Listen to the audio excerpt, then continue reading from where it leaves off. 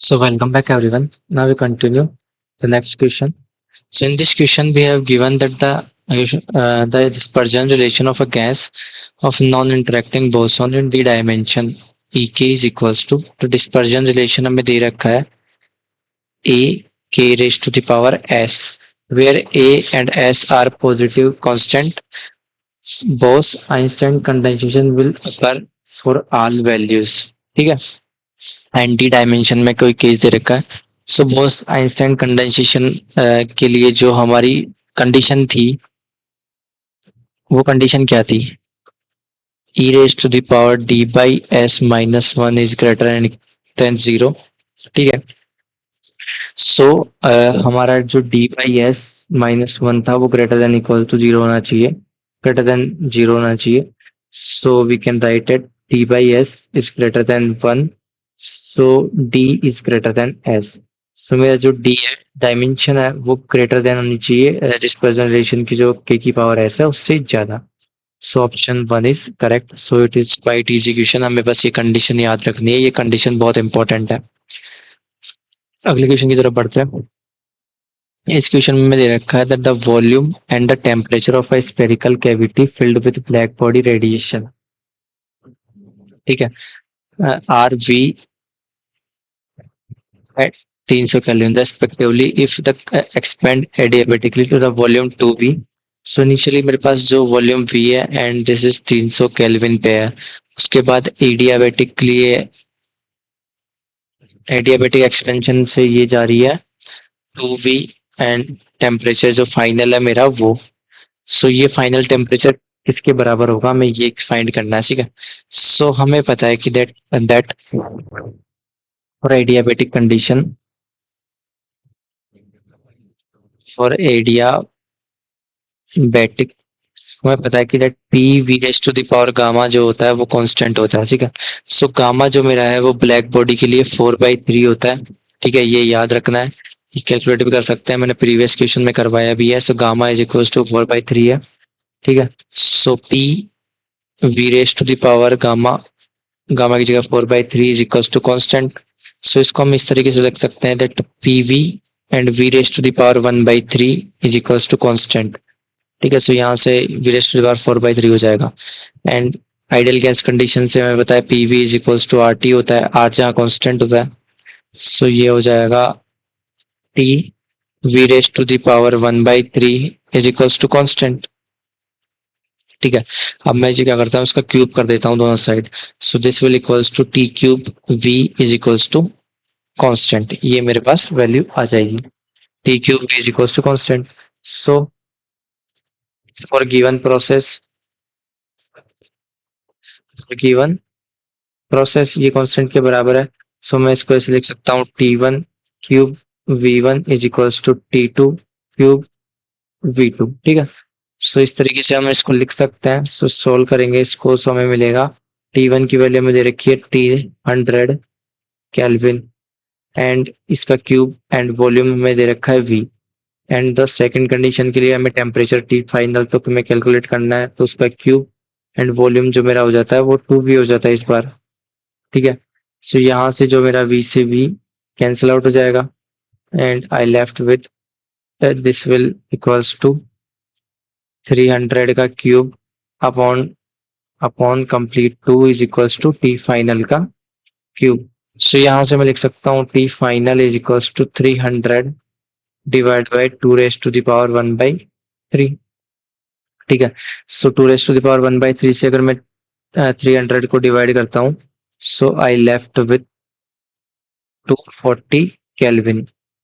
सो आप इसको एक बार ट्राई करना, ये डिवाइड करके देखना कैलकुलेटर से. मैंने भी कैलकुलेटर से किया था. सो आंसर आएगा हमारा 240. So option D is correct 240. ठीक है.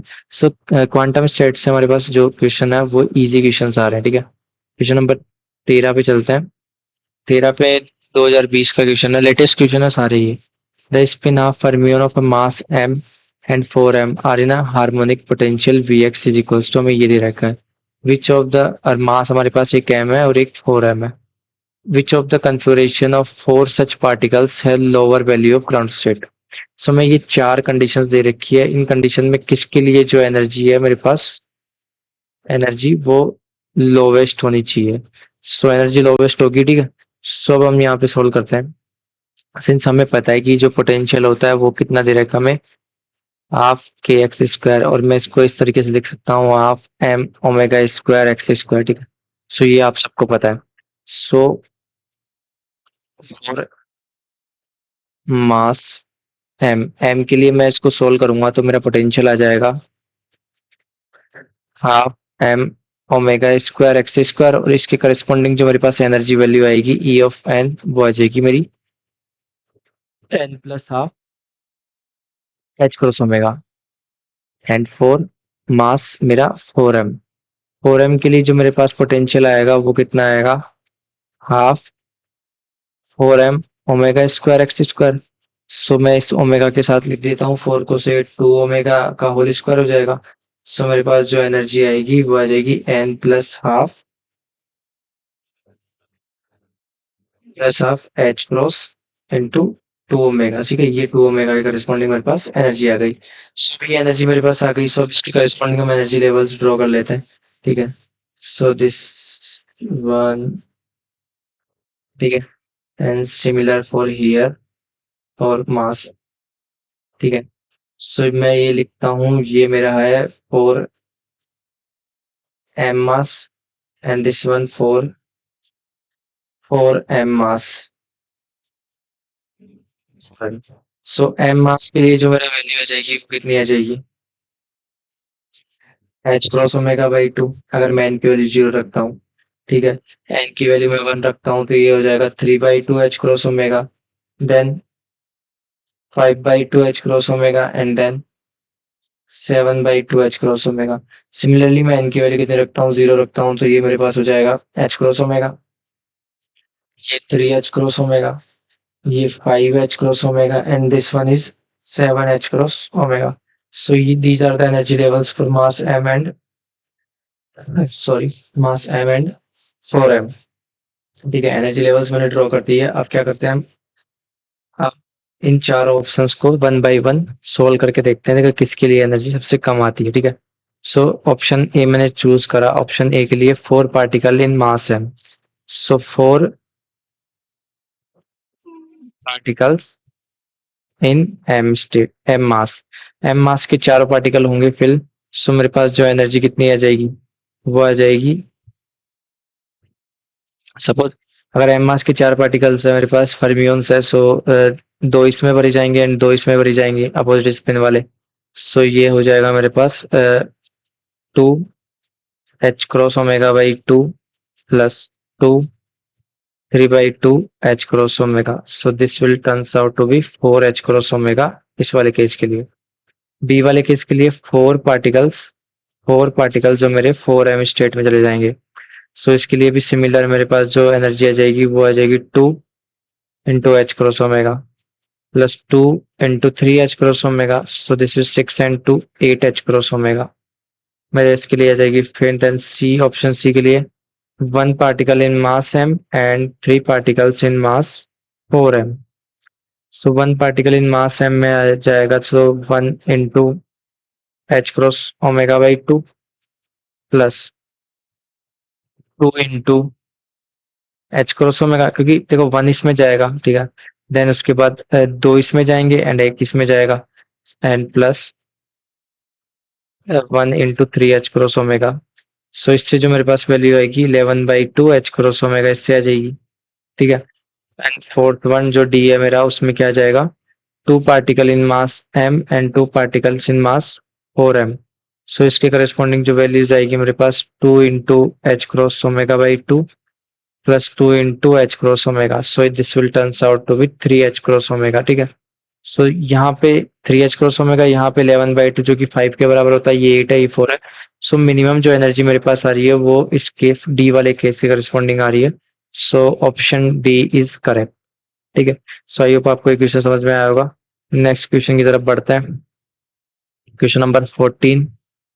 सो इस CSIR जून 2020 क्या दे रहा है, temperature of two black body A and B are 400 Kelvin and 200 Kelvin respectively. If the surface area of A is twice, then B the ratio of the total power emitted by A to B. ठीक है, सो हमें दे रखा है that T A is equals to 400 kelvin and T B is equals to 200 kelvin. ठीक है, ये मेरे पास दोनों टेम्परेचर दे रखे हैं। इसका एरिया दे रखा है मेरे को 2A एंड इसका एरिया दे रखा है मेरे को A। तो हमें A by P B by P A by P B sorry, so हमें P A by P B calculate करना है। ठीक है, सो हमने पढ़ रखा है that the power radiated by power radiated जो होता है वो इक्वल होता है ए एन ये ई सिग्मा टी पावर 4। ठीक है, so जहां पे मेरा ई जो है वो है एमिसिविटी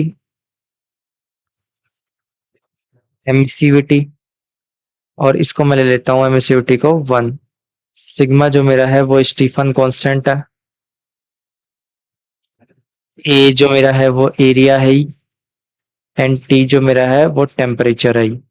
ठीक है, सो ये मेरा पावर का फॉर्मूला आ गया। So P A over P B is equals to, देखो area A area of A plus emissivity 1 हो जाएगी sigma of A T T A power 4 upon area of B sigma of B over T B power 4। अब यहाँ पे देखो देखो ये जो है मेरे पास स्टीफन कांस्टेंट है, this is the constant value and constant for same रहेगा हमेशा के लिए। So T A T B बराबर रहेगा, ये कट जाएगा। सो पी ए और पी बी जो मेरे पास होगा वो एरिया ऑफ ए है मेरा 2A। ठीक है, एंड ये है मेरे पास 400 केल्विन का स्क्वायर अपॉन ए इंटू 200 का स्क्वायर। सो इसको मैं कैसे लिख सकता हूँ, इसको मैं लिख सकता हूँ 2 into 2 raised to the power 4। This will turns out to be 32। तो मेरे पास option number C is correct. So I hope आपको ये समझ में आया होगा। ठीक है, यहाँ पे ये स्क्वायर नहीं होगा, पावर 4 होगा। ठीक है, सो बढ़ते हैं अगले क्वेश्चन की तरफ। Question number 15। ठीक है, C S I R Assam C S I R 2019 का क्वेश्चन है। Two spheres are subjected to a black body radiation at temperature T1 and T2 respectively. For the first sphere, only half of its surface exposed to the radiation while the full surface of the second sphere is exposed. ठीक है, so जो first हमारी black body है उसका half surface ही expose है radiation के लिए, second का फुल सरफेस है जो एक्सपोज है। ठीक है, the ratio of radii of the sphere R1 and R1 by R2 is equals to 2 हमें दे रखा है।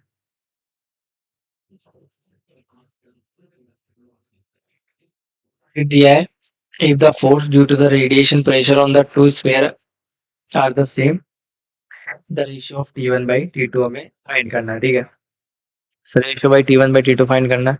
तो इसको सोल्व करते हैं, हमें ये वैल्यू गिवन है R1 by R2 बराबर 2 है एंड फर्स्ट वन की जो मेरे पास है हाफ सरफेस है एंड सेकंड की फुल है। सो ये हम याद रखेंगे, क्वेश्चन भी हमारे सामने है। सो हमें ये पता है सिंस हम थ्योरी बनाते हैं इसके लिए। So force due to radiation pressure on surface, surface पे जो फोर्स लगेगा रेडिएशन प्रेशर की वजह से वो लगता है पी ए बाई सी। तो जहां पे जो मेरा पी होता है वो होता है यू बाई 3 एंड यू जो है मेरी वो है एनर्जी डेंसिटी। एनर्जी डेंसिटी हमने ऐसा क्वेश्चन शायद पहले भी कर रखा है एंड यू जो है उसको मैं लिख सकता हूँ 4 sigma by c p raise to the power 4, ये 4/3 sigma c t raise to the power 4 ये मैं लिख सकता हूँ। सो मैं प्रेशर पूरे पी को लिख दूंगा मैं 4 सिग्मा टी पावर 4 ओवर 3 सी फिर यहाँ पे 3 नहीं आएगा, 3c, ठीक है। सो इस तरीके से मेरे पास आ गया। अब मैं फोर्स को लिखता हूँ। So force is equals to P A by C है मेरा। सो ये हो जाएगा 4 sigma T power 4 a by 3c square, ठीक है। सो मेरे पास फोर्स जो एग्जैक्ट है वो ये आ जाएगा, ठीक है। अब एरिया जो मेरा है, ठीक है। सो मेरे पास एरिया जो 1 है, A1 दे रखा है मेरे को, 4 pi r1 square by 2। So this will turns out to be कि हाफ जो मेरा इसका हाफ पार्ट है वही रेडिएशन की तरफ है। सो ये जाएगा 2 पाई r1 स्क्वायर। एंड जो मेरा A2 है, सो पहले A1 के लिए कंप्लीट कर लेते हैं। सो एट टेम्परेचर T1, सो मेरा F1 विल बी, F1 हो जाएगा मेरा 4 सिग्मा T1 की power 4 over 3c square into 2 pi r1 square. So this will equals to 8 pi sigma r1 square t1 power 4 upon 3 c square. F1 हो गया। Now second case जो मेरा है उसमें क्या हो जाएगा, एरिया जो होगा मेरा फुल स्क्वायर के लिए जो हो जाएगा 4 पाई r2 स्क्वायर। सो F2 हो जाएगा मेरा 4 सिग्मा T2 की power 4 and 4 pi r2 square upon 3c square. So this will turns out to 16 pi sigma r2 square t2 power 4 upon 3c square, ठीक है। ये मेरे पास हो गया F2। सो मैं T1 बाई T2 का रेशियो चाहिए, ठीक है। सो तो हमें दे रखा है that if the force due to the radiant pressure of the two square R same. So मैं ये F1 इक्वल्स टू F2 दे रखा है। सो हमें गिवन है F1 बराबर F2 में गिवन है। सो वैल्यू पुट करते हैं F1 बराबर F2 की। सो थोड़ा सा स्पेस क्रिएट करते हैं। सो F1 बराबर F2 में पुट करता हूँ। सो मेरे पास हो जाएगा 8 sigma r1 square t1 power 4 upon 3c square. आर F1 हो गया, F2 हो जाएगा मेरा 16 pi sigma r2 square t2 power 4 upon 3c square, ठीक है। सो यहाँ से क्या होगा कि 3c square will cancel out, ठीक है। So 3c square will cancel out, pi से पाई कैंसिल आउट, सिग्मा से सिग्मा कट जाएगा एंड 8 से ये कटेगा, यहाँ पे 2 बचेगा, ठीक है। सो मेरे पास बचा क्या, मेरे पास बचा r1 square t1 power 4 is equals to 2 r2 square t2 power 4, ठीक है। सो यहाँ से हमें पता है that r1 upon r2 is equals to 2 होता है। सो r1 स्क्वायर जो मेरा हो जाएगा वो कितना हो जाएगा 4 r2 स्क्वायर। सो r1 स्क्वायर हो जाएगा 4 times r2 square t1 power 4, 2 r2 square t2 power 4। सो यहाँ से मेरे पास r2 से r2 कट जाएगा, बचेगा क्या, एंड 2 से 2 भी कटेगा। So 2t1 square, 2t1 power 4 is equals to t2 power 4। So t1 upon t2 हो जाएगा मेरे पास 1/2 की power 1/4। So this is the final answer. t1 by t2 का रेशियो चाहिए था। सो 1/2 की power 1/4 option number 4 is correct, ठीक है। सो बढ़ते हैं अगले क्वेश्चन की तरफ। सो अगले क्वेश्चन आई होप आपको समझ में आया होगा। अच्छा क्वेश्चन था, ज्यादा टफ नहीं था, बस फॉर्मूले याद होने चाहिए हमें। सो क्वेश्चन नंबर 16 CSIR 2019 का क्वेश्चन है, ठीक है। दिसंबर 2019 क्या दे रखा है, for T much less than the divide temperature of the copper, the temperature dependence of specific heat at constant volume of copper is given by, ठीक है। सो स्पेसिफिक हीट जो मेरी है वो किस पे डिपेंड करेगी, ठीक है। सो ये क्वेश्चन जो है ये दोनों जो मेरा है स्टेट एंड सॉलिड, इन दोनों का जो था वो मिक्सअप था, मिक्सिंग स्टेट था क्वेश्चन, क्योंकि हमें कॉपर के लिए स्पेसिफिक हीट और ये सब कुछ है लो टेम्परेचर पे। सो हमें टोटल उसी का यूज करेंगे। सो हमें पता है कि टोटल हीट जो कैपेसिटी होती है वो इलेक्ट्रॉनिक प्लस सी फोनोनिक हीट कैपेसिटी के बराबर होती है। और ये हमने सॉलिड स्टेट में पढ़ रखा है कि इलेक्ट्रॉनिक जो हीट कैपेसिटी होती है दैट सी ई जो मेरी होती है वो होती है पाई स्क्वायर एन के square T by 2 EF। And जो सी फोनोनिक होती है मेरे पास वो होती है 12/5 पाई/4 पाई⁴ T cube over theta D cube. ठीक है।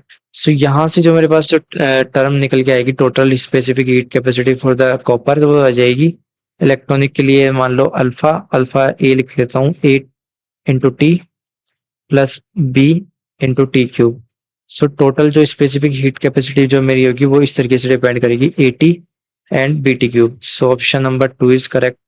सो इनफ फॉर टुडे, मिलते हैं नेक्स्ट सेशन में, तब तक गुड बाय।